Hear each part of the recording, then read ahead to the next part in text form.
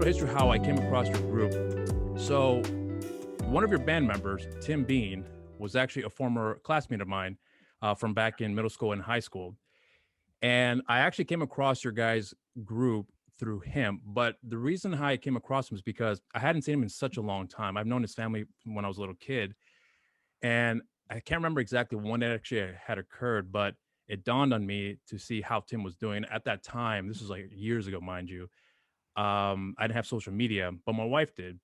So I used her account to do some searching. Let me see where Tim's up to right now. And of course, I got like 50 billion Tim Beans flying through there. So I was like, well, I don't know how to filter all this shit out. So I actually went over to YouTube where I came across a shit ton of Tim Beans as well, and some of which had their own channels, which I was completely unaware of. But it was by chance I happened to come across another group that he was in called the Rememberables.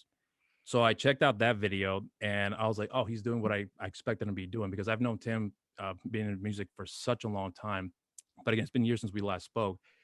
And then, excuse me, and then in the process, once you find one video that's associated with them, you'll find another one like that. And then I came across your group, Walk the Plank.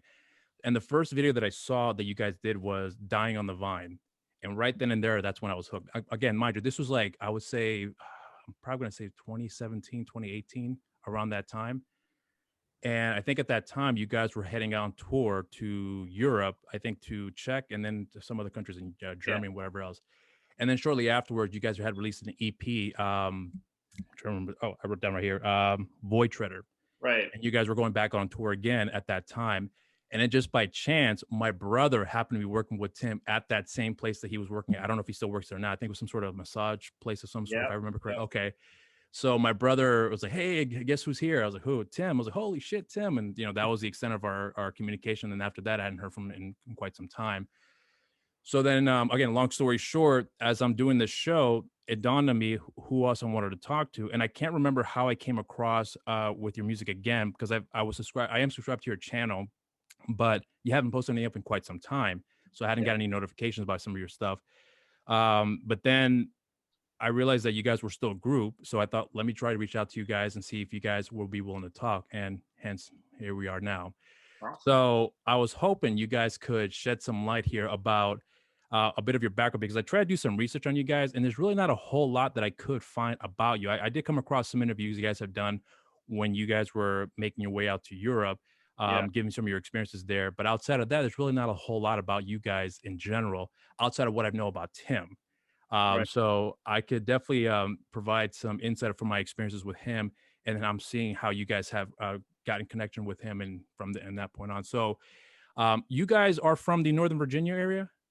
It's a little complicated. We Okay. came to meet in Northern Virginia essentially. Okay. I guess it's basically me and Ian met up. We used to hang out at this bar, and Ian was working at this one bar, and we just started talking. This, yes, it was 2010. Okay. And then we had another friend, our original drummer at the time, and we just started talking, hanging out, and seeing each other. And then, next thing happens, we're in his basement jamming, and Ian is the singer. Funny thing was, we had kind of a jam session already going with a couple people, playing some songs, writing some stuff, and we're like, we need a singer. So our friend that worked there at this bar is like kind of like a bar and restaurant kind of place. So Ian worked in the kitchen. He had just started there. We said, oh, he likes punk rock. Oh, we should talk to him and see if he wants to sing. We Right. didn't know anything about him. We never talked to him ever. So I just randomly one night went up to him and said, hey, we're starting a punk band. He's like, cool. I'm like, you want to be in it? Cool. Can you sing? I guess. Have you done this before? No. All right, let's do it. And then that's how it all kind of started. And then, yeah, I think about a month later, we just said, let's take these songs, go to the studio, record them, and then we were touring like a month later. So, Oh, so you guys already had a pretty much a full lineup already established at that point right, prior to Eden being joining in the group, right? right. We Okay. kind of had about 3 people that were already starting to play together, but it was only Okay. about a month until we talked to Ian. So it all happened really quick. I think it happened from like, February or January, February 2010, and then the first show was in May, and then we're on tour in June. So Really? that's how quick it happened. And we recorded, I think, in April, like a small demo. Oh, and that was because I wrote it down right here. This is for is it called it's S and T or S/T Is that what it's Yeah, called? the self-titled demo. It was Oh, okay. I kind got of you. a 4-song one, and then Yeah. on that tour, about 2 months later, we were coming back through, and then we stopped at the studio on an off day and recorded 2 more songs, and eventually just put it online as one thing. But they're actually 2 different recording sessions. So Oh, okay, yeah, because I actually had a chance to listen to those 4 tracks there, and I'm listening to that, and then I'm seeing the progression you guys have made throughout the right. years up until your last EP that came out a few years ago. So for you, Ian, then when you joined the group, I mean, were you in a band previous to that? Have you had any band experiences before playing music, or was just just hit the ground running from with this I first? was in a few bands Okay, in high school. Nothing okay, serious though, like your typical high school band right, stuff. Practice a few times, like play like a right, house show or something, but nothing really even worth noting.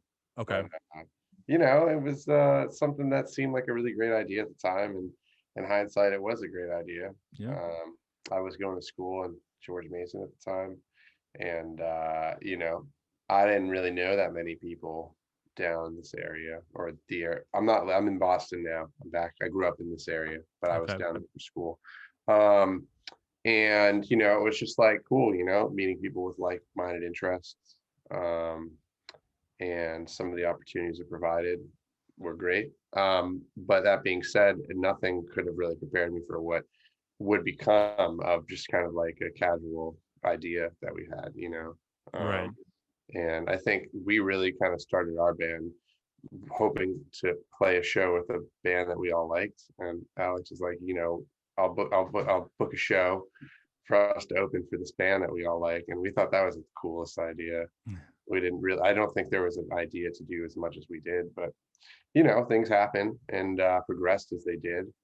And it's been kind of a wild ride since. There's been a lot has happened, but right. nothing like this before. No, for it- sure. it's pretty funny too, because a lot of the things we did, we would just be sitting there hanging out, talking, and say, "Hey, let's go do this." Sure, let's do it, and then we would just do it, and that's how everything kind of progressed. So like, let's just try and then see what happens. So a lot of the opportunities almost in a lot of ways just kind of came up by chance where you guys were pretty much just starting and then from then on everything just kind of escalated from there. Mhm. Yeah, So it escalated a lot. I mean, a lot of it too. We're starting to book shows in Northern Virginia and more in that Fairfax area, and mm, there wasn't a lot going on there. So we started setting up shows, and then bands started coming through. We started making friends, started hitting the road. The typical kind of thing. right. But we just started doing it a lot, and took off. And I don't know, we Yeah. started. The tours were never really long ones. I mean, it was always kind of a part-time thing, but when we Yeah. did, we tried to hit it when we could, at least go out on the weekends, do 4-day weekends, 5-day run here, 4-day run there, and, just try to get out and go as many places as we could. Mhm. And that Yeah, was probably the first, I would say, 3 years that we just tried to tour the East Coast as much as we can. I think we went to California once. mhm. We had some friends actually that were from the Fairfax and DC area that have moved out to California and had a band there, so it worked out perfectly. So Okay. we kind of started talking to them and say, hey, let's do a little run together on the West Coast, and you know, then we meet other bands out there, then we make friends over here, and then so on and so forth. Yeah, we were a lot younger, so the opportunity to do a lot of these crazy things, there was not really much stopping us, and we kind of created the scene that we wanted to have in that area. There wasn't, like Alex said, too much going on. Yeah. Um, there was a lot of just like bands that were all about being like local hometown heroes, and that's cool and all, but we had, I mean, I said we didn't know what was going to happen from the jump, and that stands true, but I think even then we said we want to see where our music and our ambition could take us. We don't want to just play the same venue every weekend. We wanted to see where we could go and what we could do with it. So I mean, there was ambitions from the start, but I think in terms of the you know extent of it was not yet to be seen right away. Right. But we wanted to do different stuff than what a lot of other bands were doing at that time. I think So also the history of the adventure of just getting out and seeing what town we end up, who right. we meet, like where is this going to take us? Just literally to go have lunch. It was, everything was new, Yeah, you totally. don't know what's going to happen today. It was kind of a cool. We were all younger then too, so there wasn't a lot of responsibilities holding us back from touring and doing what we wanted to do. And that was the magic of it. There's a lot of, I wouldn't say recklessness, but a lot of adventurousness, for sure. So you're back in Boston, as you mentioned earlier, Ian. And where are you right now, Alex? I'm back and forth from basically most of my times in Northern Virginia, but I pop down to Virginia Beach for every so often. Okay, so are you from the Northern Virginia area then originally? I mean, kind of. I kind Okay. of my family. My mother worked for the government, and we kind of moved all over the place. Hmm. So it was all overseas kind of stuff. And I kind of came back to the DC area because, that's where it comes back when your family works there. And Yeah, I'm familiar with that. Yeah. right. So, we're back. And then I just kind of stayed and, came back probably when I was 21, 22 or so. And then Okay. a couple years later, I met Ian, and that was that. Okay. So then now, so right now with everyone, well, I would imagine most of the groupers are all kind of just living out in their respective homes now. So are you guys still trying to form music together whenever you guys get a chance? Because you Ian living up further up in New England here, and it's still in northern and southern parts of Virginia as well too. You guys still finding some time to pull that off, or you guys Well, are we actually recorded a whole record, so it's ready to go. okay? Oh, Right Uh, before really? COVID. Yeah, right we before all COVID have, oh, started. go ahead. Go ahead, Yeah, Ian. well, um, before COVID happened, we were scheduled to do our 10th anniversary show. Right. And to coincide with that, we were in the process of writing, recording a new release. And we had some stuff planned around that. Obviously, everything that's happened kind of derailed that a little bit, Yeah. but we had some things in the works and we still do. So, COVID did kind of throw a wedge in our plans, Yeah. but we are not necessarily letting that stop us from finishing what we started and trying to do some exciting things coming up.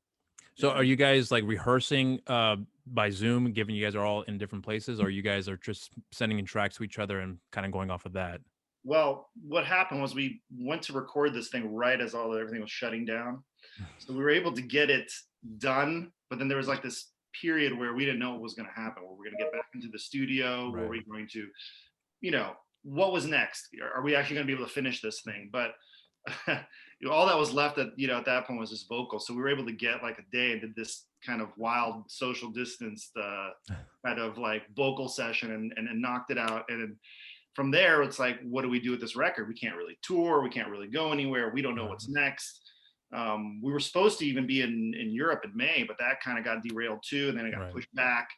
So now everything's done. We got the record. And I guess the plan is probably try to go back out to Europe next year. But we really haven't been able to practice or anything yet. We just have all these songs. They're ready to Okay. go, but there's nothing we Yeah. are doing So right now. so is there anything happening later this year as things start to clear up? Because I know some shows are slowly starting to come back out into the scene where people or bands are going out on tour, but kind of just sporadically, more or less. And next year is really where I'm picking up where most bands are just going full throttle at that point. So that's more or less kind of what you guys are going through, or you just waiting all till next year?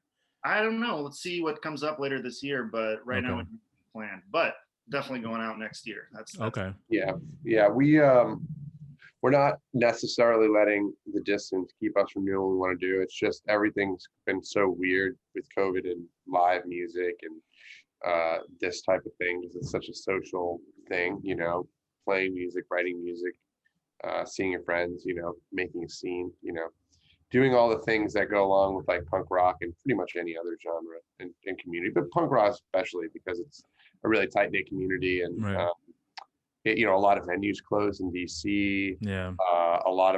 Some of us in the band at least, and a lot of people in other bands, worked in the service industry. I was a bartender, Right. and I worked in music venue, and like that world just ended as I knew it. So it mostly has been about just getting back on our feet personally, Right. and unfortunately, music has taken a bit of a side.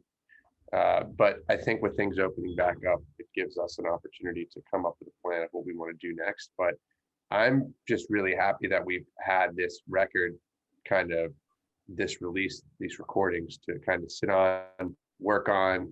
We were mixing, mastering, kind of getting things prepped over the course of that quarantine period, throwing ideas around about how we want to release it, how we want to promote it.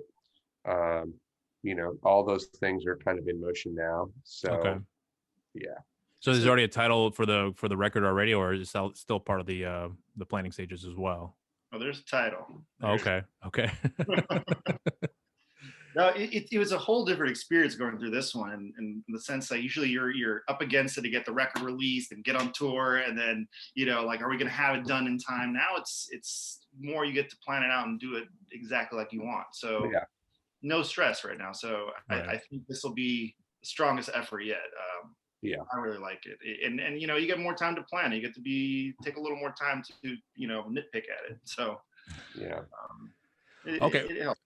So then let me get a bit of your guys' background with music growing up, because I mean, you, Ian, from Boston, I would imagine that the music scene in Boston had a major influence on you Totally. growing up. So for you, Alex, being that you grew up pretty much everywhere at this point, up to that point where you returned back to Virginia, were you exposed to a wide variety of music, and then one day just stuck with one particular genre that you preferred as your I guess as your go-to, if you will? Yeah, I mean, I was listening to everything all over the place growing up. Right. You name the band, but I think the turning point was I was actually living in Brazil, and when I was a teenager, and I mean, it felt like Warped Tour every day. It was this skating, the whole thing, and I Yeah. couldn't skate, I couldn't do anything. I'm too tall. I'm 6'8", so that Are you was never serious? gonna be, yeah. Oh my god. So that was never going to be a thing that I was going to be good at, but I wanted to be involved. I had friends that did it, and then Right. I remember the thing I was looking for. Like I kept hearing bands that sounded like fast. It had that punk beat, but I didn't know what it was called really at the time. I was, I guess 13, 12, whatever, right? And my friend gives me the CD player, and he hands it over to me, and he puts on. He said, "Listen to this. I think you might like this," because I was looking for something. I kept hearing little bits of this, little bits. I didn't know what to call it, right? And he handed me Millencolin record. Listen to that. It's a skate punk band from Sweden. Okay. All my friends loved it. And that was kind of like, what do you call this? And they're like, this is skate punk. I'm like, oh, okay. So from there, I went down the rabbit hole, Epitaph, the Punkaramas. And then from there, kind of just branched out, and then took me to hardcore, Minor Threat, all that kind of stuff. Yeah. And then, that was kind of thing. And then I would go back and visit my family down in Pensacola, Florida. Down there, there's a pretty nice little scene. There's a few different venues that you can go to. Yeah. And I looked it up. I was like, I want to go see a punk rock show. So I looked it up, and there was one, and we went to this place. It was called the End of the Line Cafe. I went with my friend and my cousin. And that was like the first like underground punk show, small venue, not in a big concert place that I went to. I'm like, this is cool. Anybody can play, right? There was a guy making the t-shirts there. I thought, you're doing this all yourself. They're just putting the show on, and it's in this little place, and everybody's getting rowdy. This is cool. I want to check this out more. And then problem was I couldn't go to a lot of shows at that time because we were living overseas and things. So whenever I was in town, I always tried to go and find something local. And that's kind of how it happened. It happened basically in the summers, and when I'll come back in the summers at DC too. My friend used to like to go to shows, and he would take me, let me show you a house show. I had never been to a house show before. Went to a house show. I'm like, this is great. And it was cool. It was like this, the first house show I went to was a cover band, but they were playing punk covers of Hanson songs. Hilarious. It was awesome. So I was like, that's wild. Let's do this. So that's how it all kind of came about. Well, it's funny because this actually reminded me of a time because we talked about Tim. I brought up Tim earlier. So Tim and I were in a group at one point in middle school and high school, and then the drummer of the group had left back to Australia, and then after that he was venturing off to do his own thing. And one of the first shows I had ever seen him play with his new group was at a house show. And I remember distinctly, you may want to ask him about that because I think he'll probably remember better than I do, but I do remember him playing, and I think he had like fake blood on him, and he was just, there was this, it was a hardcore a band that he was in, but they were actually really good. But I distinctly remember him being really upset after the show because then the group that came up after them, the singer beat the shit out of himself with the microphone and started bleeding all over the place. And Tim's like, God damn it. I was like, what? He's like, he had real blood. I was like, are you fucking serious? I was like, that's why you're upset? He's like, yeah. I was like, you guys put on a great show. It was really good. He's like, yeah, but he beat us because he had real blood. I was like, okay, this is not the same guy that I remember from 5 months ago. So, but I mean, yeah, we were so cool at that point. Yeah. So, I mean, like, so you know, the house shows that I recall that I had gone to. One, we so the cops were calling us. We didn't play it though, but we were at the show, and we were playing in the backyard anyway. So that was fun. Um, so going to those shows and being in that environment. I mean, I'm assuming that listening to the music is one thing for you, Alex, but actually being in that environment, I'm assuming that that completely changed your perspective, like how the scene actually really was at that time. Because you know, when I was first exposed, it was really all through Tim. Tim actually influenced in a lot of things for me at that time: punk music, reggae, metal. Him and his brother were a big influences for me at that time. And once I had seen that and been in that environment, that completely changed my perspective on how I looked at music. Because back then it was whatever my mom and dad had listened to. Right. And I'm assuming that's more or less how it was for you Right. too. So when you went through that phase there and being exposed to that, um, was that the turning point for you who said, this is what I want to do from now on? I want to play this type of music. Well, I think there's the next chapter when I graduated high school and then ended up living in Pensacola, Florida. And, you know, I had already seen a few different things, you know, where things happen and little spots to go check out shows. So I was already like, I'm ready to move there. I know what to do. So I started making friends. And then I just started hanging out with this band down there that I got really close with them. And I started going on the road with them a little bit. And I kind of learned how to do things, kind of like the young guy that went, you know, tagged along with that band and kind of learned how to be a band by watching a band at first. I would drive for them. I kind of like put in the time, try to help them out and learn what you need to do to be in a band, and eventually started a band with one of the guys in that band. And from there, we started doing some tours. And that was kind of the first really trying to do something with music, was when I was probably between 18 and 20 years old. Okay.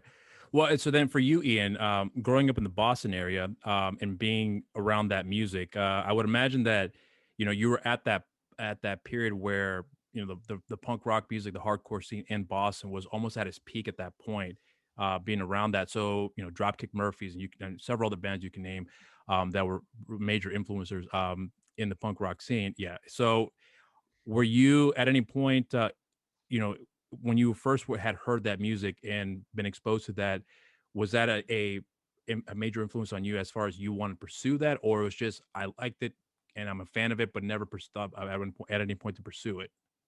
I had a weird relationship with music growing up in Okay. Boston.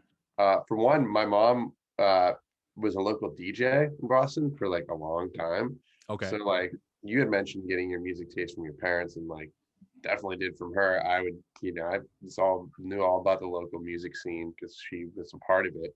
Um, and in terms of when I was growing up, when I was in high school in like the early 2000s, and really started going to shows. Like straight edge hardcore was like really big in Boston, and I would go to those Yeah. shows. I wasn't straight edge or anything like that, but I was young, so I wasn't really like wild or crazy either. But Right. it was a really like violent time. So you'd go to shows, and it wasn't just about the music at that Right. point in time, which the music was great, and that's the thing. But like there was so much extracurricular things happening at shows. The kids getting beat up and like hardcore gangs and stuff like Yeah. that, that it was a really strange experience for me being, you know, 13, 14 years old or whatever. And you know, we're talking about like smaller shows and VFW halls and Yeah. house shows and things like that, where you're not really, you're kind of, you're in it, and you're seeing things happen really wild and crazy at a young age, and trying to process what it means to you. Yeah. But what I took from that period of time was that, you know, you music should be accessible and enjoyed by everybody. And when it gets to a point where, you know, people are being excluded for one reason or another, it doesn't matter what the music is or the genres at that point. It's not fun anymore. And I actually stopped going to shows up until I went to college, because I went to a hardcore show, and a friend of mine, she was like, I really want to go to a hardcore show. Like, I want to see what this is all about. And I was like, let's go, you know, I'll show you.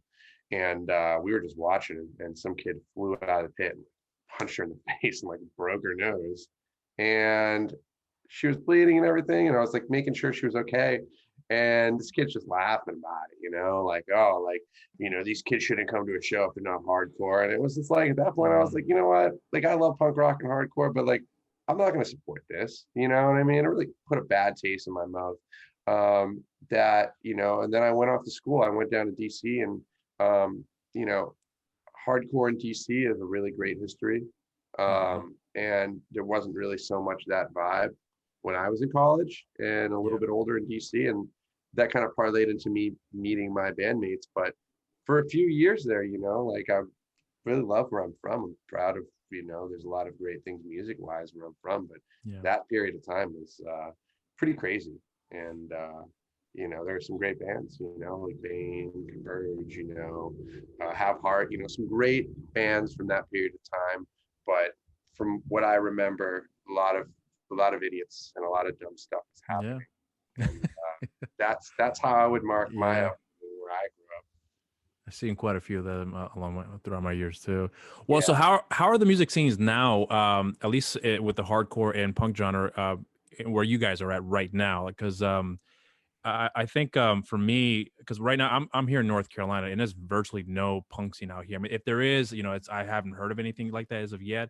But for me, punk, it's one of those things that it seems like it's out, gone out in the ether somewhere. But then every once in a while, there's a resurgence that I come across from some region, I should say, that have a group that will either bring spotlight to that particular area. So is there anything like that going on for you guys right now, and where you guys are at right now?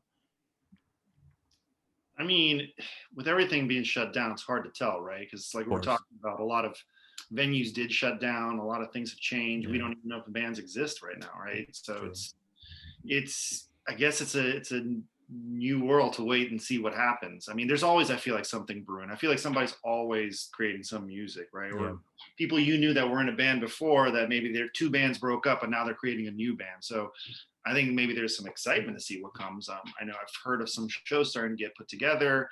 And it looks like, things are starting to pick up. So maybe next year, I'm thinking maybe, people want to get out, people want to get to shows, people want to do things again.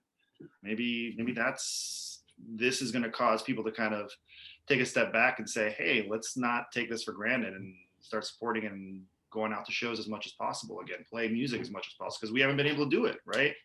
That's the whole thing now. So people want to get back to it, and all the bands that said, oh, I don't want to play this show, or let's wait. No, let's play. Let's try to get out there, when it's safe enough wherever you are, right? So What about for you right now, Ian? What was the scene like prior to COVID stalling everything? Scene was up here was tight. I mean, we played up here a bunch of times, and we both have a lot of mutual friends up here, and some great bands in the Boston area and New England.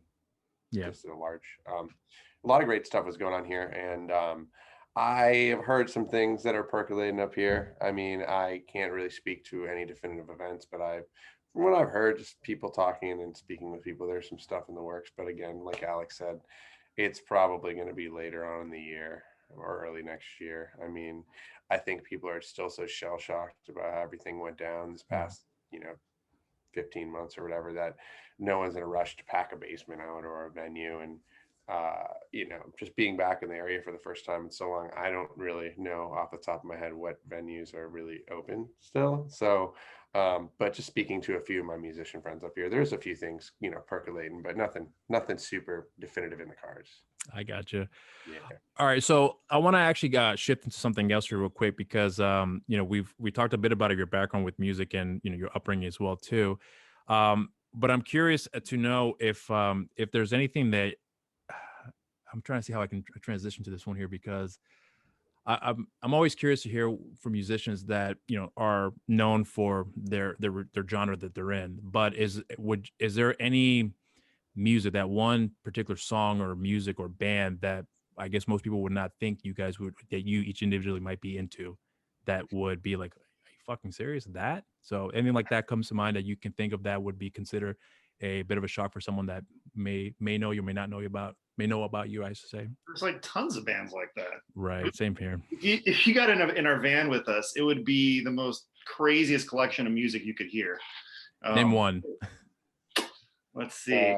Alex likes to listen to Phil Collins. Oh, Yeah, I love Phil. Are you talking about Genesis or post Yeah. Genesis? put Genesis on. Oh, Rock He the puts Genesis. Genesis on. I don't put that on. oh, really? Okay. I'm A not- lot. We listen, Smiths comes on. Used to come on a lot in the van. I remember Yeah, that was always Smith. fun. Yeah. You would Love have, Smiths. you know, to have some fights though with our old drummer who would try to be driving late night and he'd put the softest Smith song and possibly I sleep. yeah. I'll put on, you know, what would we put on? I'll put on like some Radiohead or something weird. Like Yeah, I'm all over Radiohead. the place. I love hip hop. Like that's my like other very passion. Oh, like genre. what hip hop groups are you into? Like old school or some of the newer stuff? Old school mostly. I mean, I Yeah. don't know. I was bumping to Moral Technique in the car today, just like a lot of underground hip hop and stuff Oh, like okay. that. I mean, Okay. I honestly don't see a much of a line between like hip hop and like hardcore music. I think there's like a very blurry line Yeah, because I agree with you on that. the I do. DIY ethos of how those two genres operate, you know? Yeah, I agree with you on that. Okay, so as far as your with the choices of you guys, you guys have here, when you guys are putting the songs together, is there are all of you guys contributing equally, or is there like one head writer in the group that you guys have that handles most of that, or how does that work out with you guys in getting that arranged for the songs you guys are composing together? It really is song by song. I would say. I Okay. mean, if you listen to Cemetery Vacation, Yeah. there's a big chunk of riffs on a lot of the songs that Mhm. kind of Tim would actually come up with like a big chunk, right? Like, okay, here's this. This is the framework of this, and then we would build off of that, right? Or I would come with a whole song written, or Tim comes with a whole song written, and you know we just jam it out, or we bring a song and kind of change it a little bit. It really depends. Yeah. I would say this last record, we had originally had planned to make this longer full length out of it, and we kind of ran out of time to try to get out because the plan was to get it out before that record release and get on the tour in May. So we recorded an EP actually. What ended up happening with that was we kind of had this group of songs, but we didn't have time to kind of do it and realize that whole project. So there's just a batch, probably about I'd say 10 songs or so that are sitting there on the side, and we just wrote a whole different record that we actually recorded. And that kind of came together quickly, I would say in a couple months or so, where that one, as far as the guitar stuff, was being written by me and John were putting that stuff together. And then Ian was meeting up with me on weekends and we were making little demos based on basement recordings and then overlaying lyrics off of that to kind of trying to see an idea and then tweaking it from there. But at the same time, Tim brought a song straight to the table and it was a whole song written and we ended up on the record too. So it really depends on what we're feeling. And there's even one where we were just hanging out in the basement and wrote a song just all together. So there's no real formula of how we do it. It changes record from record, song by song. And honestly too, we've changed a lot of members over the years. So depending on the members, it varies with that whole process. Yeah, exactly. Yeah. So, Our lineup right now is like I would say the songwriting process with our current lineup is like super fluid. I really thought it was really great how everything came together. I think the final product will speak for itself. I'm really proud of it. I'm sure Alex can say the same. But yeah, that's a very fluid process, especially being older and knowing how we work together and how we can kind of take a product, hash it out, see what works, see what doesn't, do it again, so on and so forth, till you have something that you're completely confident in putting out and playing live, I guess, too. I think too, when you're making a record when you're younger, you have an idea of what you want it to sound like, but that's a lot harder to execute when you're younger because you don't know how to execute some of that stuff sometimes, right? Like, I don't know how to make this sound happen. I want to have it to be this kind of vibe here. When you've done it a few times, you're older, you can kind of say, okay, I know exactly what I need to do to achieve that kind of sound or that kind of feeling or emotion there now. And that's just, changes over time. Well, I actually wanted to ask you about, because like I said before, the song that I first came across that I heard you guys from was Dying on the Vine. And for me, that song, the reason that song appealed to me so much and which really got me into your group was because to me, there was like a big mix of hardcore punk, but there was a very nice melodic moment, even though Ian, you're screaming through it, but it still was very fitting for that part of the song there in that particular bridge. So I was wondering because then I listened to some of the other tracks in there, especially the opening track, which had a lot of more of like a hardcore, I guess you could say like a rhythm. What's the word? I keep forgetting the genre now, but well, anyways, it's like it reminded me a lot of like of certain groups. I'm just trying to remember who off the top of my head, but anyways, but there's a certain rhythm that that song had that I think carried very well with the rest of the entire album, which I am a big fan of. And when I've heard some of the previous stuff, I like what have done before, but certainly at that point, I could see that this was like you guys were at your peak at that point. And then the EP that I heard after that, which I know some of those songs were re-recorded from Yeah. previous, yeah. So, and I tried to listen to the difference between the two of them.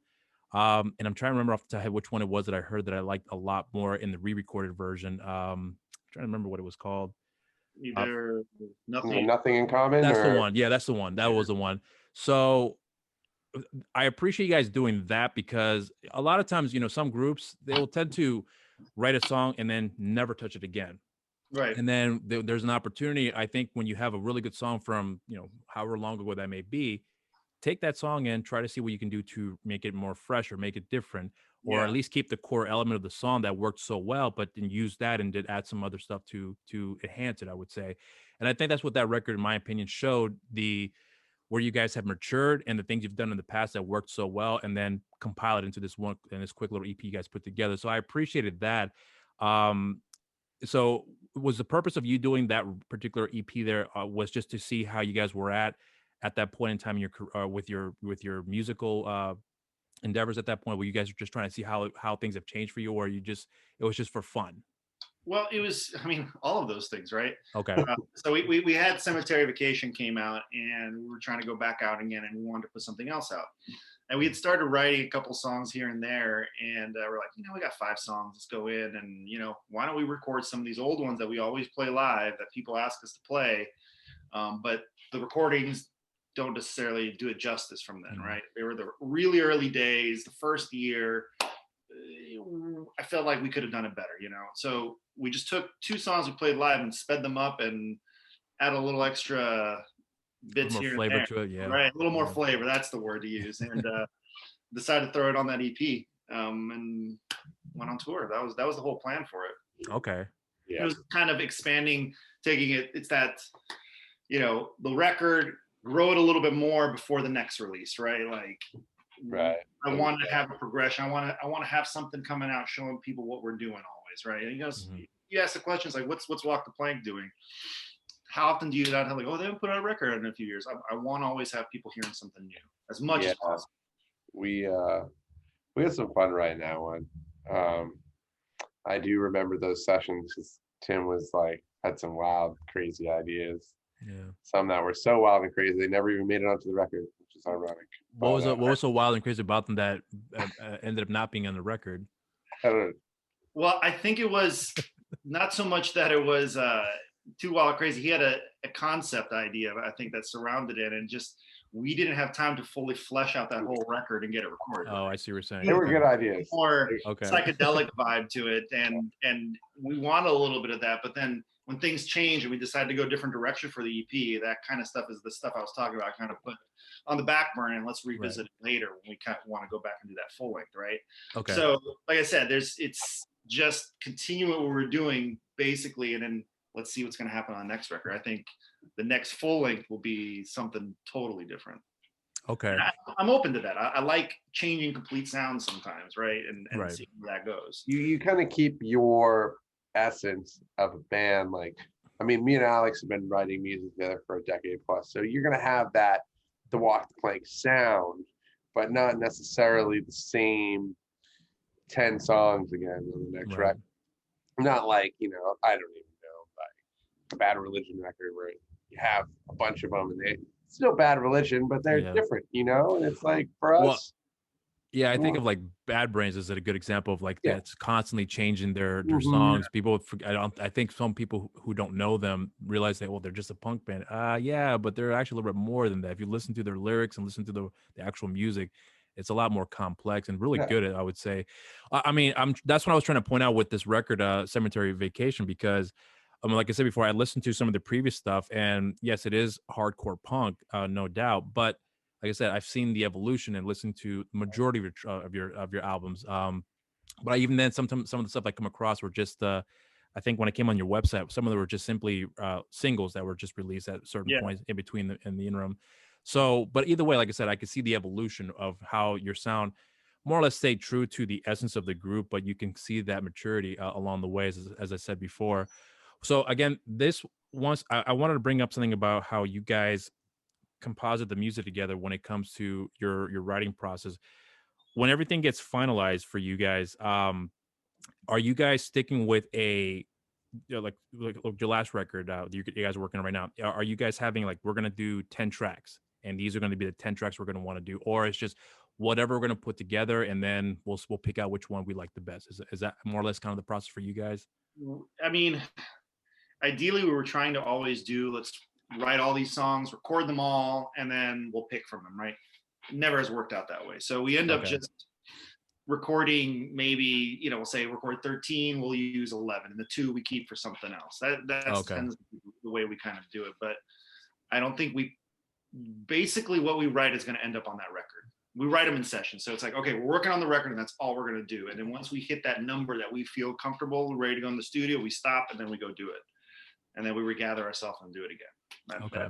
That's We usually basically do them in blocks like that. I mean, it's just like we always had like busy schedule for ourselves. So like we say, instead of saying like, let's do like a bunch of songs and pick from it, we say, well, why don't we package up these 7-10 songs, 6 to 10 songs, and use it as a reason to maybe like book another big tour in Europe or internationally and use it for promotion, I mean, for us, it's a package, to put something out and then go on tour on it. You know what I mean? I think Right. the two are interrelated always, we're not just going to travel halfway across the world on something that, put out. people they're going to come to the show, they want to hear something new, right? Yeah. Yeah. So, True. That's the thing. You want like, oh, they have a new record out, let's go check it out, let's go see it again. You got to keep it fresh. I think we've always had a lot of enthusiasm for touring. Like that's like Yeah. essence. Our live show is like to us like really important, and it's more connecting with people and really doing what we love to do, which is travel and experience different cultures. And so putting out something, we're just so excited to get something out so we can get back to Right. it. And that's always how it's been. It's just, And that's this how we record are. too is going to be completely different also, because it's the first record with our current drummer Zishan and our guitar player. He's been in the band now since 2016. But Are you talking about was it John Crumb? Is that and he was actually in a band before with Tim and LTW. Yeah. okay? That's kind of how it all came about. They had played together and were in need of another guitar player because our other guitar player had left. Right. And he kind of hit him up and said, hey, you want to head out on tour? And he's like, yeah, I'll go on tour with you. And then he kind of just became part of the band. But he filled in for you guys before, previous to him officially joining the group. Am I right? Yeah. Right. For a tour in Okay. Mexico. Yeah, that's okay. That's what I remember seeing. Okay. Yeah. Actually, all the previous guitar players kind of had the same route. Somebody filled it and then became the guitar player. We've had like a rotating cast of characters over the years, and Right. I think I really, like I said it before, the lineup we have now is so great. I can't say enough great things about the people that we're currently playing with, and no diss to anyone before, Right. but there's just so much accomplishment between the 3 other people that we are playing with now. And I Okay. think it just speaks to the amount of experience that we all have playing in different bands and doing different things, and everyone brings something to the table. So I think this record is a testament to that, and we're very excited for people to see that. So I wanted to touch upon something about you guys playing live, because I have seen some performances you guys playing live on your channel and with many of the shows you guys have done that I've come across on YouTube. But take me back for you, each of you, the very, very first time you guys actually played in front of an audience, whether it be 10, because I've experienced that before myself. And before, previous to me playing, I always had this vision that it's going to be great. And obviously it's never the case. Although I will say though, and I think if you ask Tim, he'll tell you too, that the very first show that we played happened to be at a talent show. So we're automatically given a full audience, and we thought that's going to be like that every time, and obviously that wasn't the case. But for you guys, when you started playing with the very first time, your first group, And I would even go as say as with Walk the Plank, when you guys started playing for the very first time, I would imagine you guys would be nervous, but did you guys have like any fear of stage fright or anything of that sort that comes to mind that you had to get over to be able to play comfortably on stage? I think there's No. always some butterflies, even now. Well, Right? yeah. A If little you bit. don't Well, have our 'em, first, good. I don't think it's good if you don't have any because it I keeps you a little sharp and focused. I Right. remember our first show like it was yesterday. Oh, okay. And someone tried to take the mic from me, and I punched him in the face, and he fell down and fell onto a broken bottle and had to leave because he was bleeding everywhere.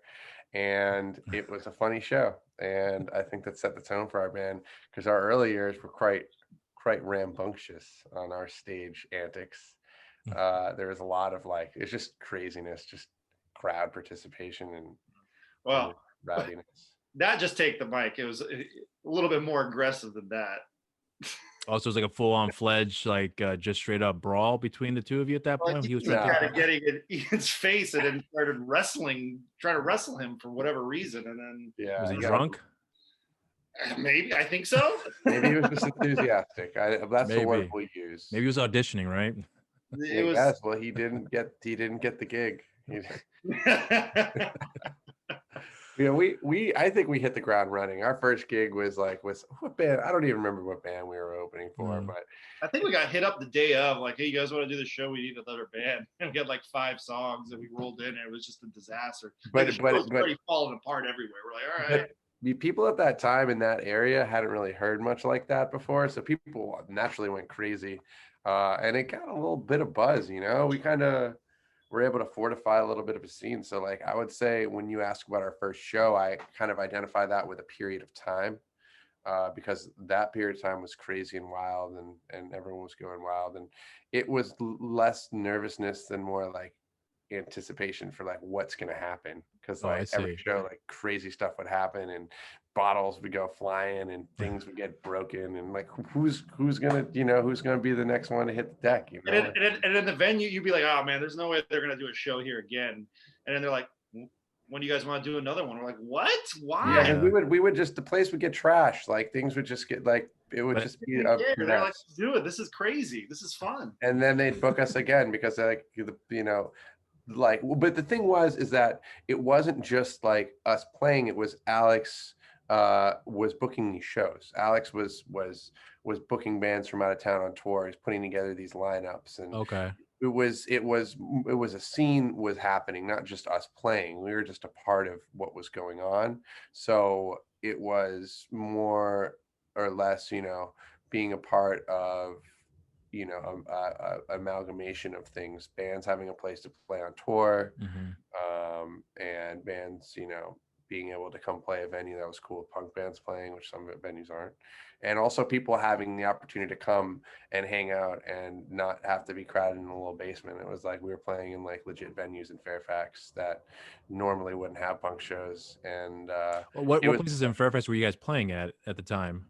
There was the old fire station. At the time, it was called Firehouse Oh, Grill. the fire. Yeah, we played there once before. Tim and I. As, yeah, we- 'cause we- That's where the first show was, actually. Yeah. Oh, really? Firehouse Okay. Grill. And there yeah, was, yeah, exactly. We, Oh my God, that's amazing. We did Fat Tuesdays, was like a big Oh, I don't big remember that spot one. for us. which was Um, because that place was like a raw bar New Orleans theme type place, and then I don't remember that place from that time. it was like It in a probably mall, but, like, existed when at you night guys they're like, were all right, now it's a venue, and they would take all the tables out, and now it's a show happening. But you'd have this crossover of like, the older folks that were coming in for their drinks and their happy hour to this crossover where all the punks are showing up, and there's just this kind of like clash of like cultures and styles going on that kind of would be fun because some people would like be there and stick around like, this is cool, let me tell Yeah. somebody about this. Yeah. And And those are the ones that would probably, the one that, and it'd be funny because you'd have all these like boomers, like they'd sit and they would listen to their like classic rock on the jukebox, Yeah. and probably thinking that they were like so badass based on their time period standards, and then like we come in and they're just like, oh my goodness, this is like, what is this? And you're like, all right, well, bye. Like we're just, and the ones that stayed would probably get attacked by us. because they would be casually watching. We'd go after them. I think the craziest ones were like we had the Pie Tasters played there. That was a wild We had one. some big. Oh, We had some big. right, We had right, Iron right. Cross play. Yeah, None More And Black played there. yeah, we just Yeah. we had some fun shows. And the thing that I mentioned earlier, you know, a lot of like there was a lot of craziness where I grew up. Shows there wasn't that when we did our shows. There was a lot of togetherness, and you'd have hardcore kids and punks. And Yeah. everyone Yeah. there was no violence, and people were able to play shows, and bands had places to stay. We let them crash at our apartments in town, and you pay them out a little bit of money for playing and bring people out. So it was more or less not just walk the plank, having a place to play, but a lot of people having a place to go and a place to play. So it was more of a scene than just you know, us. Yeah, and it was really quick period, right? It was like a couple of years, a bunch of stuff happened, and then It was over. It was over. Yeah, people moved on, went and did other things. People moved in the city. We started playing more shows there. Yeah. Bands ended, but it was this cool little period of about 2 years where a bunch of stuff was going on. It was a good time. It was just, and then that was that. It was just, Yeah. you Every know, month we'd have something in time for a couple of years that we just kind of stumbled upon. Okay. Well, so take me back to those times when you guys were playing at those shows there, because you obviously touched upon about that just now, but I'm curious now because you mentioned the old firehouse. Because I remember that place. We played. It's funny because the first time I actually went, if I remember correctly, it was I think there was a show and Tim's brother took me to go check out a band. I forgot what band it was at that time, and I wasn't allowed because I wasn't 14 or something. I was 13 at that time, and because they had like a age limit. I don't know how if it's changed since then, but that was my first experience with the old firehouse. And then like a year later, here we are playing at this place. So when you guys when you guys are playing at these venues now, I'm curious because you know playing there was your intention just trying to build up a scene for yourselves in the area and then try to expand from there, or were you guys just wherever we can play it and that was it? That was That was it. Okay. The latter. Okay. We just wanted places to play. We just wanted to play, and we wanted our friends to play.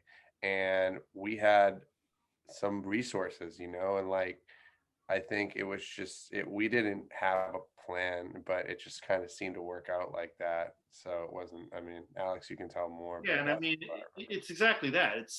We wanted to set up shows because we wanted to have shows to play, right? Like when you're starting out a band, you don't know everybody to contact. You can't necessarily get a show right away, right? Right. People don't know who you are. So we decided to just we'll make our own shows, and it kind of went from there. And then, you know, of course, we start playing other shows, meeting other bands, they start booking us, things like that, right? But we had to find a way to get people to come and see us, or we got to find a way to be in front of people, and that's how we figured was the fastest and I don't know, maybe that's the easiest way, but the way we could do it, right? That we had the capability to pull it off. Right. It was pretty cool too, because like when we first started, like we kind of came out the gates doing our own thing, and it was kind of hard to like get in with a lot of like DC spots, you know, and like DC bands, very insular. Yeah. I mean, if you live in Fairfax, you probably understand how that goes. So instead of trying to like appease to those groups and try to fit in with them, we were like, F that, like we're just gonna do our own thing out here. And so as it kind of played on, you know, a couple of years later, we're playing with different DC bands and different DC venues like nothing, you know. It was just we had to forge our own thing at first, and then once we were kind of established a little bit, the rest just kind of fell into place, you know. Okay. So and then from that, when did you start getting some exposure, or rather yeah, I guess exposure for you to be able to start booking shows overseas? Like when did that actually start to come to fruition for you guys? It was like a chain reaction almost, because it was like it all goes back to Canada. Yeah, so really? Okay. we were playing shows in the US, like we did some East Coast tours, we did like some Midwest tours, we did West Coast tour, whatever. And then I guess like we got asked to play in Canada. And what part of Canada did you guys go to play at? We actually submitted to play Pooza Fest, right? And it's kind of like the fest, but up in Canada. Essentially, where the whole downtown gets taken over, all the clubs, and it's like South by Southwest for punk bands, right? Yeah, okay. So we got on that. There's like 100 something bands, whatever, from all over the place. You know, Europe, South America, you know, Asia, everywhere. Everybody's there. North America, you name And we went up there, and we ended up playing a show with this band from Costa Rica. And we hit it off, and started talking and everything. And they're like, you guys got to come down to Costa Rica. At the time, when you talk to somebody, how do you know they're going to be telling the truth, right? It's like just like yeah, let's do it. He kept saying, you guys got to come down. We ended up becoming friends. He ended up bringing us down maybe a year later. Yeah, we ended up doing a tour of Central America. So what country did you guys visit in Central America? All of them except Panama. Oh, so you guys went to Nicaragua, El Salvador, Guatemala. Yeah, we played them all. We actually. Oh my goodness! So let me ask you something real quick, and there's a reason why I'm bringing this up, because I'm Nicaraguan. My family are Nicaraguan. So when you guys played in Nicaragua, I've been to some shows, but mostly just the local scene for that type of music that they have grown up in. They can get pretty wild. So I'm curious to see what the crowd reaction was to your music out there. That was like one of the hottest shows that we ever played. I just remember being outside. The guy who booked the show and put the show together and we stayed with or whatever was like the coolest dude. Yeah. Would you guys play in Managua? Yep. We played in Managua. Yeah. Okay. But I just remember we got in and like he booked like some rooms like in like some places for us to stay or whatever, and he like took us out to dinner and the food was incredible. And, like, what'd you guys have over there? I'm curious. Remembered. We got beans and rice. So gallo pinto. That's what you guys have. Yeah. Did you have with onions or without onions? With onions. I think it had onions. I thought I had it with onions. I love onions. Yeah, I remember with onions. It's 7 years ago, so I understand. I'm just curious. We had like some sort of like we had some chicken with it, but it was like seasoned, like it was incredible. It was like a grilled chicken. Yeah, I know what you're talking about. I'm down at this place. It's over this little spot over here, and I guess you guys went and came back with that years for us. So it was good. But the cool thing was the venue too. I guess the owner was there, but he didn't look like a guy that was in the punk rocker. I just remember we were drinking a bunch. I believe that 100%. Yeah, we were. It was. Yeah. Go ahead. I'm sorry. Go on. Yeah, I didn't mean to cut you off like that. Oh, sorry. I was just gonna say we were drinking a lot of Tonya. I think that was the beer. Of Tonya and Victoria's over there. Yeah, I was drinking a lot of them because that's me on tour. I'm the wild guy, but that owner loved it. He's just like, bring them all the food. Yeah. Oh, dude, we're good. Yeah. It was just like shot after shot. Yeah. And he wouldn't like. He's like, no, you're staying all night. And I'm like, oh my god. I gotta say, like honestly, like the hospitality and the just support and love we got on that tour was like some of the best we got on any tour anywhere. And it was like one of those things where we tell people we did it. And people are like, oh my God, like what? And we're like, honestly, like it was one of those experiences you just never forget. And incredible. I think that tour was a turning point in the fact of wanting to do stuff overseas, right? It kind of also coincided with our van dying right before that too. So we're like, we can't really tour in the US right now. So we got this opportunity, let's go overseas. Then we got back like, let's try to keep going overseas. That was great. Yeah. We really kind of realized like how much I don't know, overrated touring the US is when you can just tour other countries and you get more than just the shows. You get like a full-fledged cultural experience. And for us, that's like really important. Alex, grew up overseas and I from this band got a chance to see the world. And so for us, we don't want to stop doing that. And it kind of, we have connections to people all over the place now. For example, like all our records now, all the covers, all the artwork, all our t-shirts is all done by our friend in Costa Rica. Yeah, I saw. I forgot who because I followed them because I was following I follow you guys on social media too, and I forgot who the artist was off the top of my head here, but I did see. That's the guy. Yeah, thank you so much. That's him, and yeah, his artwork is fucking beautiful. Great. Really, really good. Some great stuff. I have my charger. My phone's about to die. Oh my. Sure, no problem. So now I read in one of your previous interviews that you guys had done prior to your tour out in Europe that you were asked that what was the biggest difference when you guys tour here in the States and as opposed to say Europe. In this case, you kind of pretty much summed it up for me how you guys were treated so great in Central America. You guys more or less kind of had the same experience with Europe as well too, with people took care of you better. They kind of showed you the way and put everything in place for you. Whereas in America it can kind of be a mixed bag. Is that from what I understood?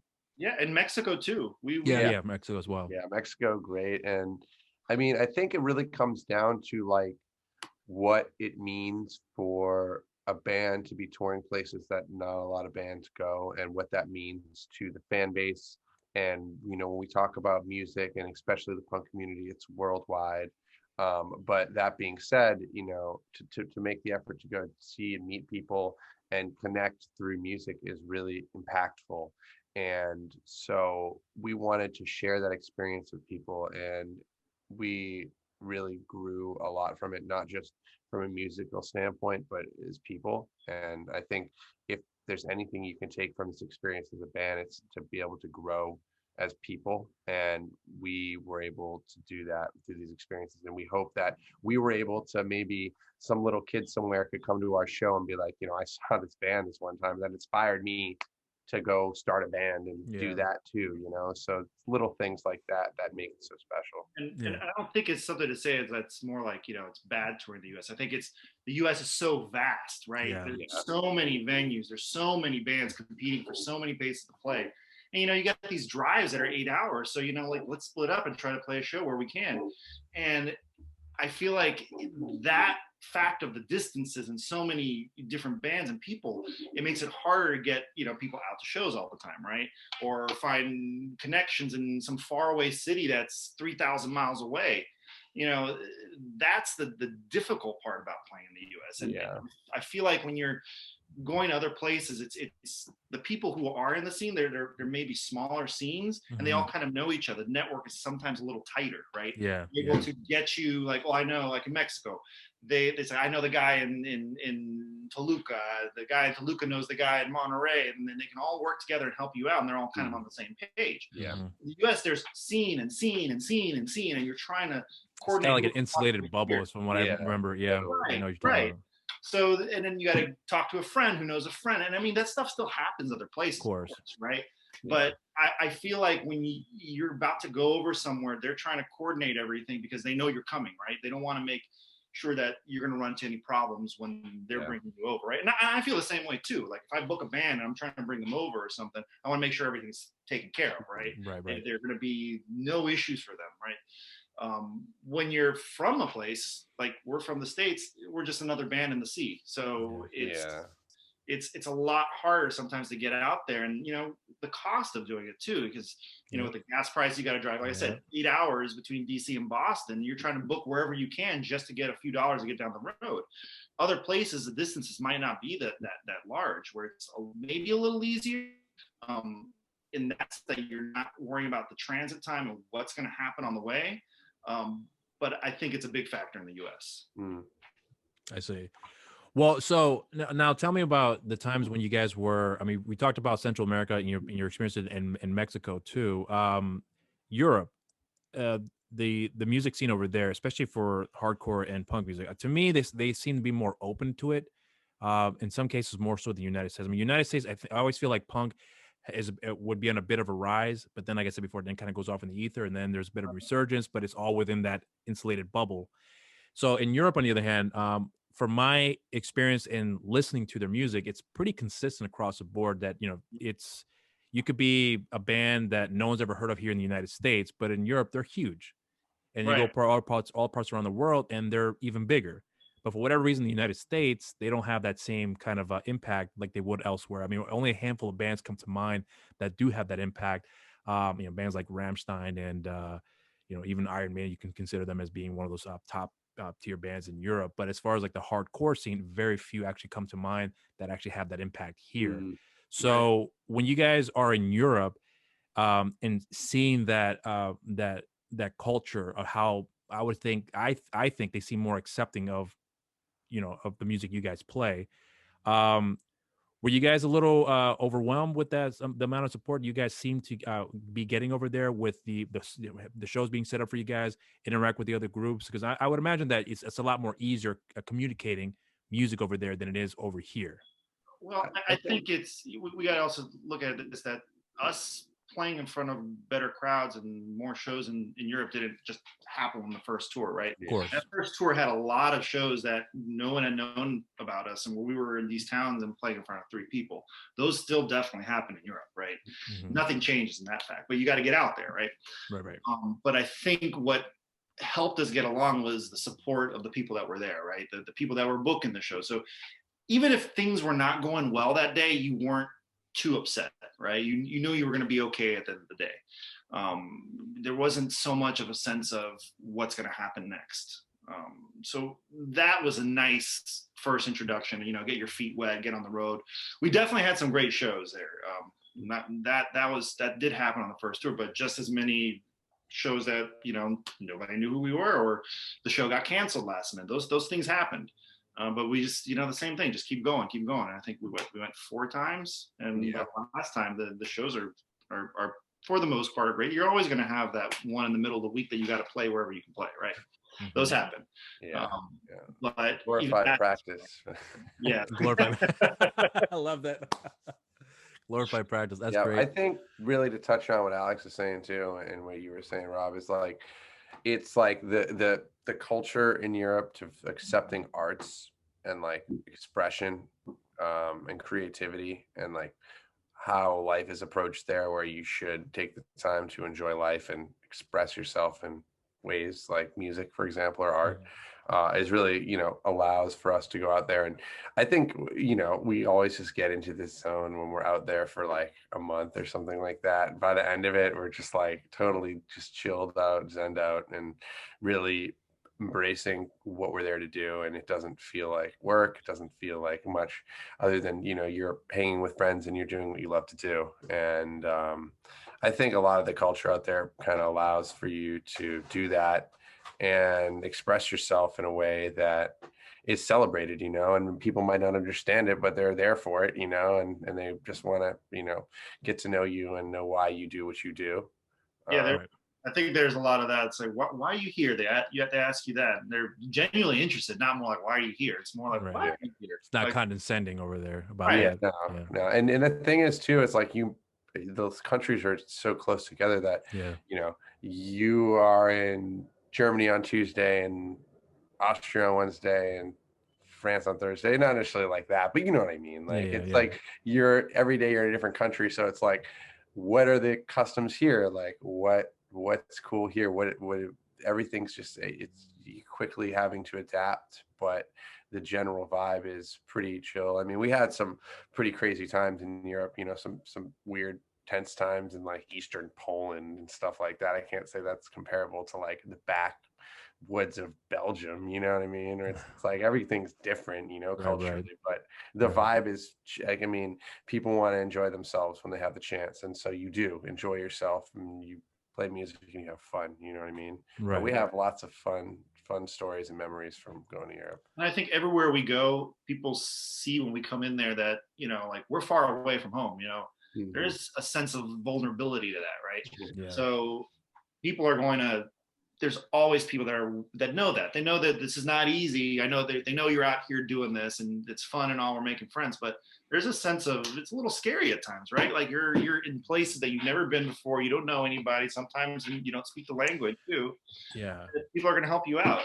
That's something that I noticed all over Europe. Well, I wanted to ask you because I think I forgot who posted this. You know, it might have been Tim, or maybe it might have been you, Ian. There was a place you guys had played. I believe it was out in France somewhere. It was like this old looking. I can't remember what it was. It looked like a trailer of some sort, like out in the middle of the woods somewhere. Does that ring any bells for you guys? Of one of the venues that had played out there? They look like the middle of a train tracks. Yeah, that's the one. Yeah, that was in Poland. I forgot where. Poland. But was it in Poland? Oh, okay, okay. It was on the. Couldn't find the venue for the longest time. It was. Go ahead. You want to talk? I was going to say it was on the Polish-Czech border in a town that had a prison downtown across from a shopping mall, and they gave us the address to play this place, and we couldn't find it, and then we got pulled over by a cop, and the cop was like, "Oh, you're the American man. Let's escort you to the place," and we get there. Really?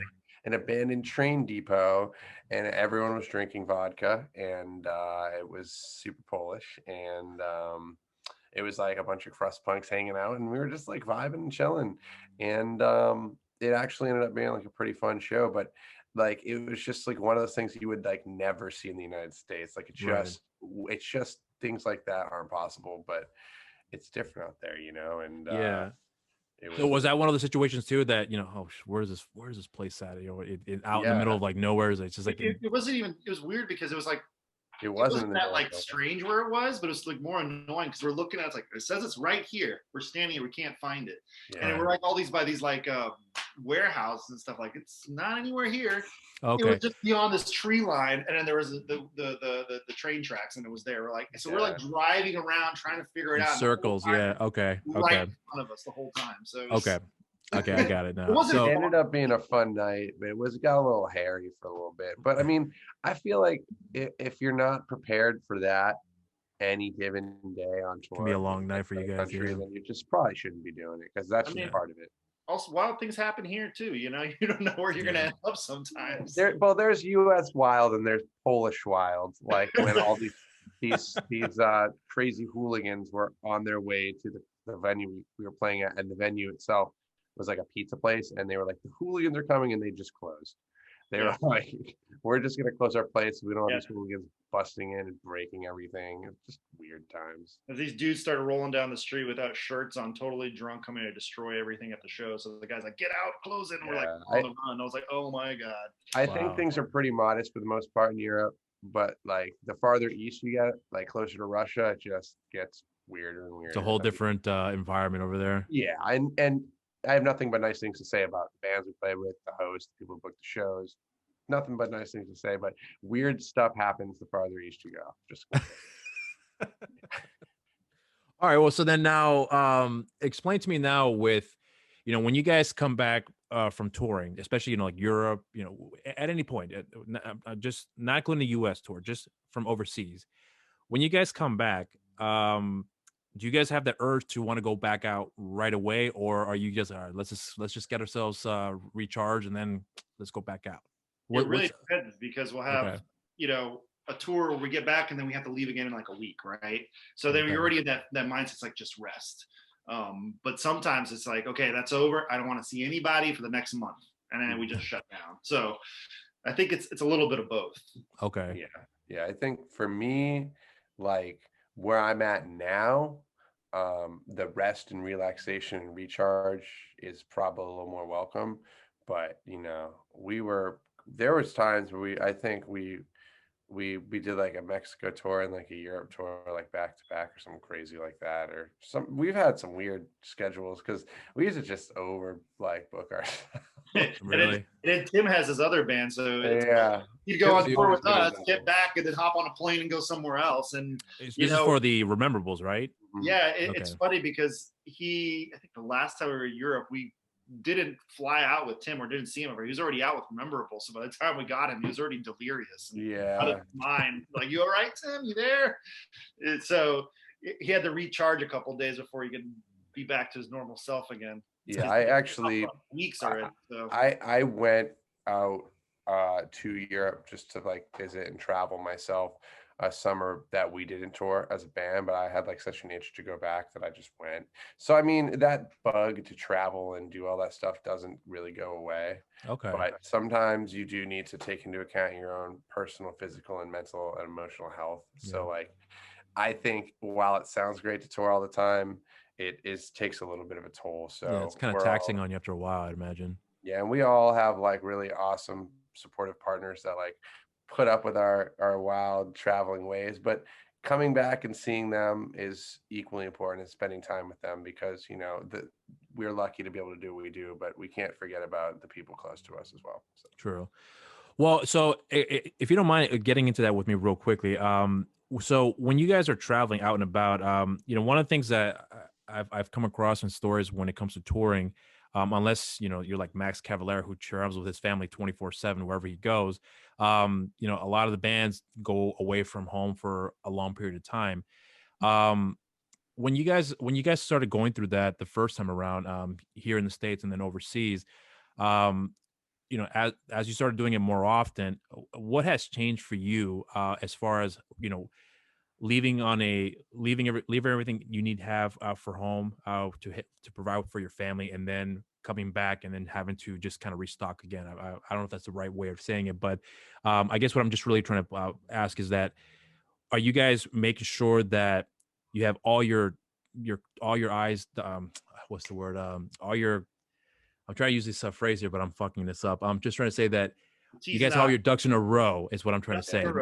Yeah, all your ducks in a row to make sure that everything is in place, so that way the least amount of worries will enter your mind before you leave. So I mean, has that changed for you guys from when you first started to where you are now?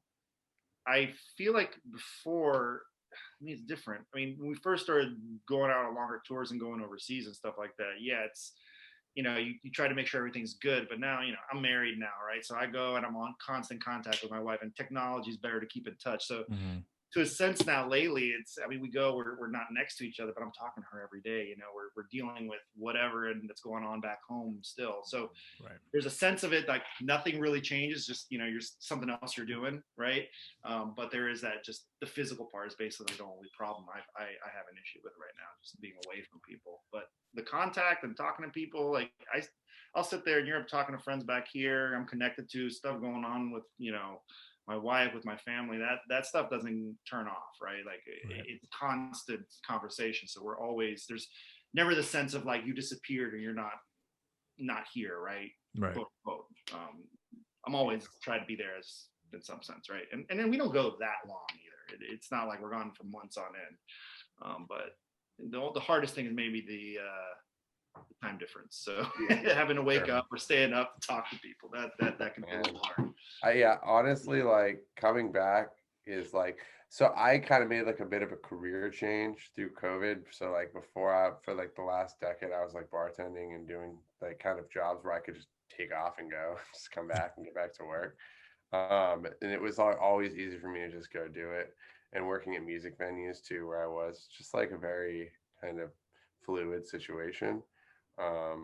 So it was almost like coming back, like for me was kind of like I would bum me out to not be on the road, but what also sucked is like you're working with people that are like so pumped that they're like, before you go on tour, they're like, oh my god, like that's so dope, like very cool, and you get back and everyone's almost just like, for one day they're like, oh, welcome back, and then everyone just makes your life a living hell. They're just like, like, screw you, like, I don't know, people get weird, man. They see you out touring and enjoying life and doing what you love, and it's like, especially like when you're working with other people that play music, and it's almost like, why can't we celebrate each other? And there's this sense of like, screw you, like I didn't get to do that, and everyone's just kind of a jerk. I made a career change, and I've made it a priority to not tell anyone I work with at my job that I play in a band, because I don't want to deal with that ever again. So next time we go on tour, I'm just going to say that I'm going backpacking. For 2 weeks. Yeah, exactly. Like, and I'll come back all bruised and battered, and I'll just say that I fell down a cliff or something. I don't know. So when you guys are going on tour, because I know you guys work full-time gigs, and you Ian had kind of just touched upon what you've been doing before, for you to give them that freedom to do that. But for you, Alex, is that something that was kind of difficult for you, or did you already have something set up where that gives you the freedom to be able to kind of go off and travel as you guys need to for the tours? I mean, honestly, it's a lot of planning, right? To try to fit it in. So I had to work around work schedules or finding ways to just work from the road in certain situations. And I mean, I were an entire tour every day. I'd have to like try to keep everybody quiet because I have to do like some calls or whatever, right? I was able to do a lot of stuff from my computer. So it's not the ideal situation. We have a bunch of dudes running around and being loud, and you're trying to explain to your bosses what's going on. Like, don't worry about that. But I do plan it out, and I try to have our tours booked like 6, 7, 8 months in advance. So I know what's coming down the road, and I can plan it out with work and get the time off and do what I got to do. So I put the time in from work. So I basically build credit points essentially, like, hey, I'm taking care of you, so take care of me. We got pretty good at that whole routine for sure. Like we would line it up and get the time sorted out. I mean, I think there was really never any like situations where like someone was like, oh my god, like I forgot to take the time off, I can't go. Like we were just like, we planned very well ahead, and we all knew when we needed to be there. And Alex and I, in terms of what you're asking, would always save ourselves like 3 or 4 days after tour though, to just decompress. Okay. We'd either get out a few days before, chill out, see some friends, or stay after a few days. Hmm. And that always was like super crucial in terms of transitioning from like your tour schedule, like habits in life to like Hmm. kind of like a decompression chamber. Like you just Yeah, get to yeah. chill out, relax for a few days in your destination, and then go home and get back to the routine. And the other thing too is when we would have a situation here and there where somebody couldn't go out, right? We either had a friend of ours who was willing to play guitar with us or play bass for us or play drums for whoever. Somebody was willing to come out and go with us. Or, a lot of the former members of the band, we keep in touch and we're still friends, and hey, you want to come and play this show? So and so can't do it, and they would do it. Fun Oh, fact, okay. Ian is the only member to play every single show of the band. So That's excluding you. So you've never been playing. You've never played every single show alongside One. Ian. Only we one. missed Okay. one. And the person who filled in for me ended up being in the band later as another guitar player. Oh, Yeah, okay. I've never met. We probably played close to 500 shows, and I've never missed one. I really wonder if I were to miss one, or we were able to make it 12, who would replace me? I mean, is there any? Do you guys have a short list that I don't know about? That we're with Canada, we didn't know if you were going to get in. And we had our friend Jared from the Scandals ready to try to sing the songs. Worst case, if we got across and he couldn't get across, so that was the only time Ian was close to not singing. Oh, okay. I see. I make it over every Okay. border. No border is going to deny me on tour. Hopefully, No. knock on wood. Okay, well then let's try to finish off with this here then. So like I said before, I came across your group with in searching Tim, and then, through that I came across your music and became a fan at this point. At that point, I meant to say.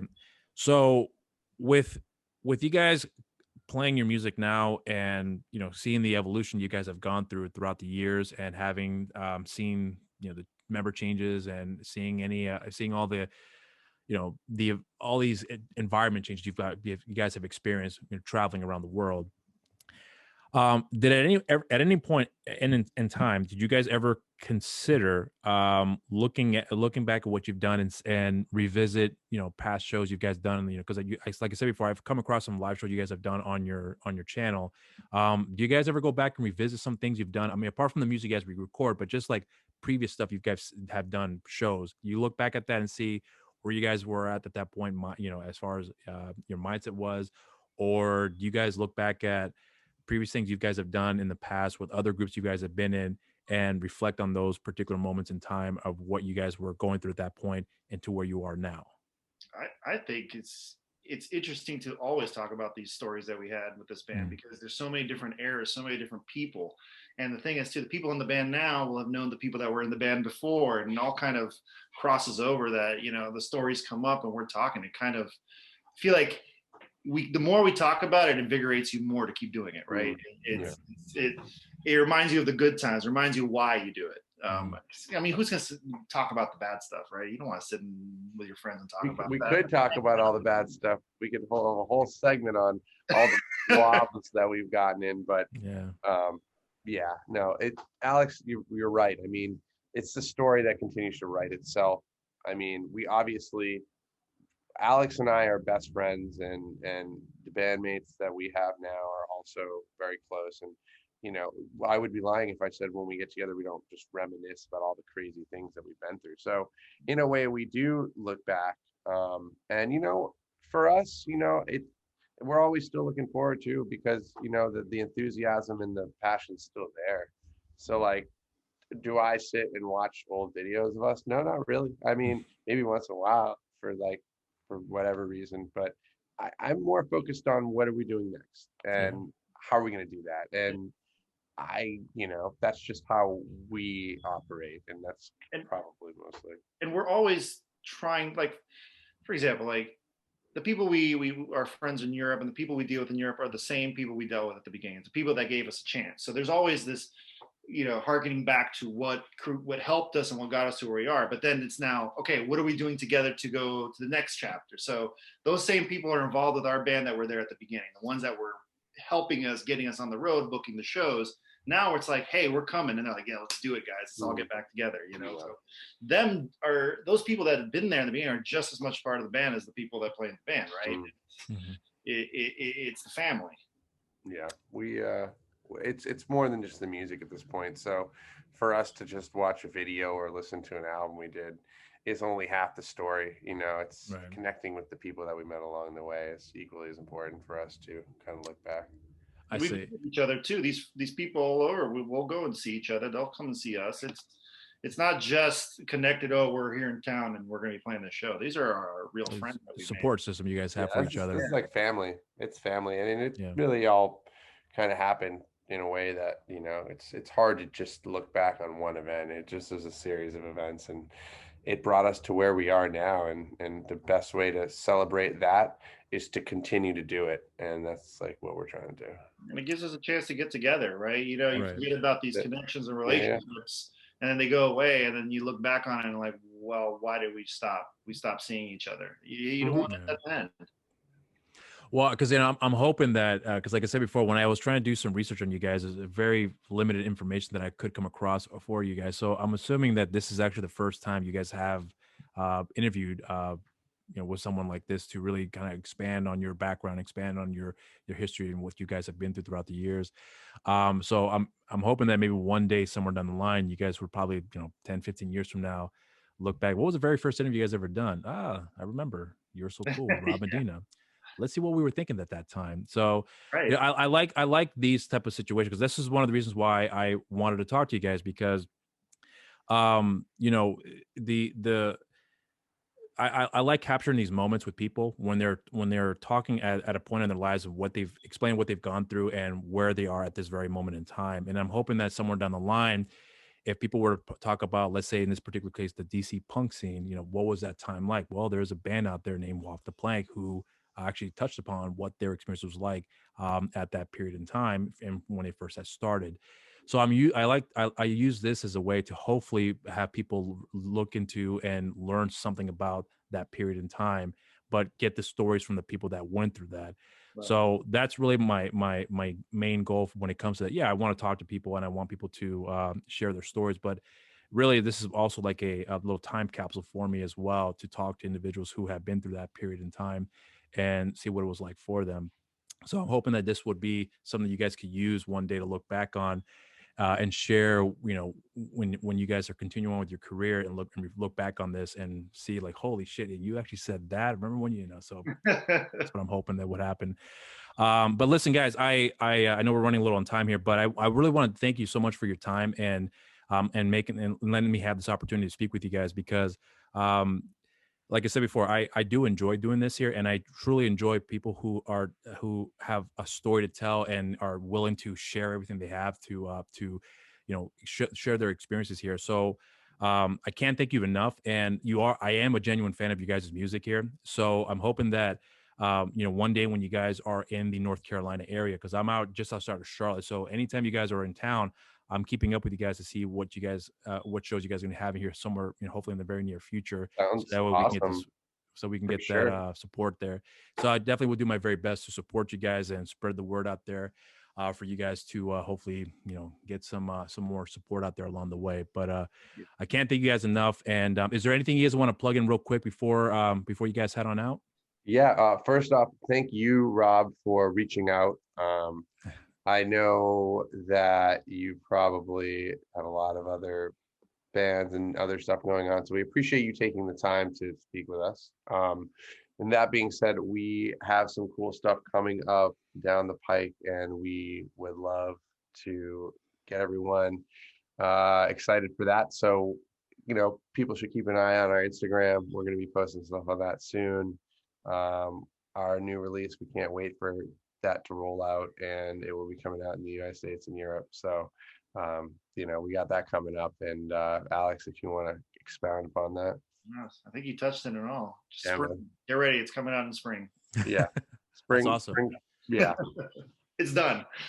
Awesome, man. Well, hey, listen, guys. Thank you guys so much. And again, I appreciate you taking the time. I know you got to work early tomorrow, so I thank you for giving me the time here. And for me, it was an honor to me to speak with you guys. So I appreciate everything you guys have done here for me today. So you guys have a wonderful evening out there. Stay safe, and and hopefully we'll be able to do this again somewhere down the line here. All right, Thank you. guys.